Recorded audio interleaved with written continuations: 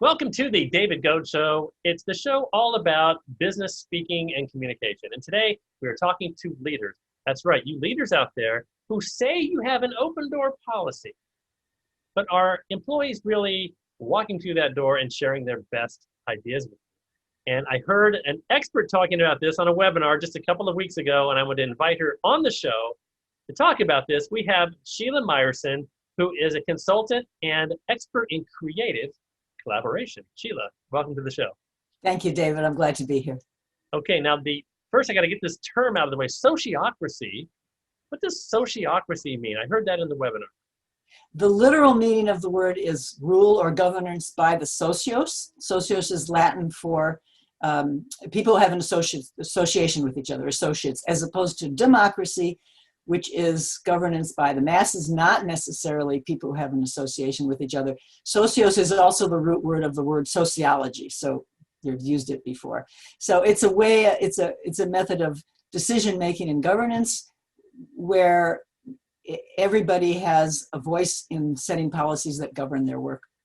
Okay, so the need for this obviously comes from what I was talking about before. Leaders just may not be conscious that they're losing out on good ideas because employees aren't feeling necessarily maybe safe or have the permission to share that. So talk a little bit more about what a leader can do to foster that kind of environment. Well, there are several things. The simplest thing is every time you have a meeting, include one or more rounds.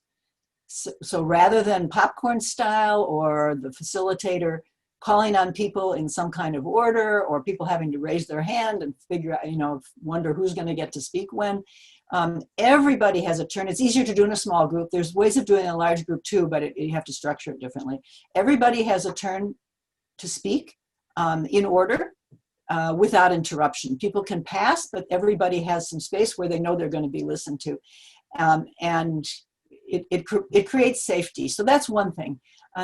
Another thing to do is when people do walk through your door to tell you ideas or in a meeting, to listen non-defensively, whether you think it's a wonderful idea or a crappy idea. Because if you show on your face that you're not going to consider this, that you don't consider this worth the time, those ideas will dry up.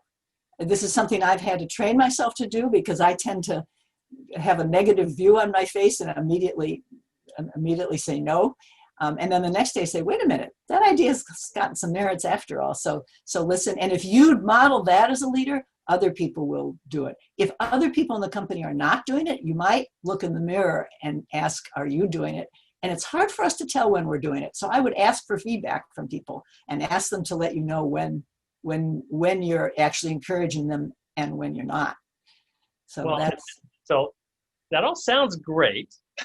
However, I can almost hear those skeptical leaders out there thinking, oh yeah, do rounds where everybody speaks. That could take forever. I don't have time for that. So what are you saying?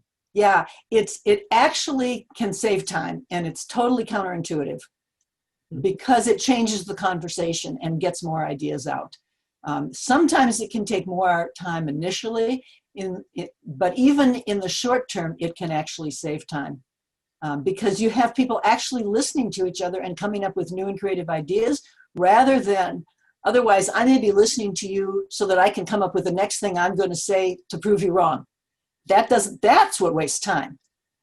Can you think of an example, maybe from one of the companies you've consulted for, or how that change happened with somebody? Sure. So I'm thinking of a production supervisor in a company that I worked with. She tends to be quieter in meetings. Some of us speak easily in groups, and some of us are quieter. She was one of the quieter ones. And oftentimes, the quieter people are the people who have the most wonderful ideas that nobody else had thought of because they've just been sitting there thinking about it. And so she was somebody like that. And she used to get flustered when she would have to present her ideas in groups. And when somebody would disagree with her, she would have trouble listening to them and she would get upset. So, and defensive.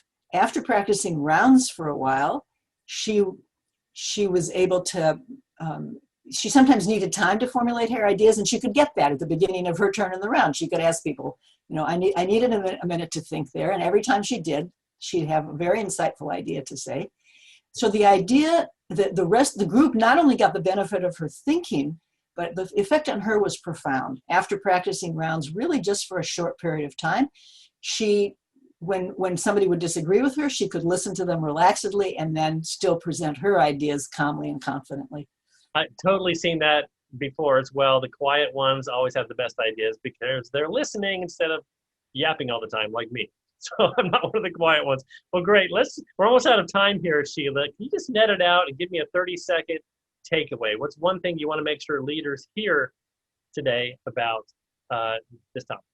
I think my one takeaway is that there's probably way more ideas and way more creativity in front of you in your own company than you are aware of.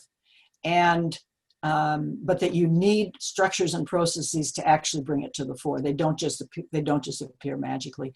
And if there's one thing to do, I would say hold rounds, but there's lots of other things you can do as well. Fantastic. All right, well, I invite all of you to continue this conversation in the comments down below.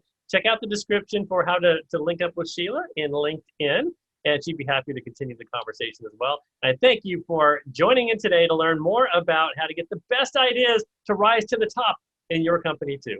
Thanks again for watching the David Goad Show today. We'll see you next time.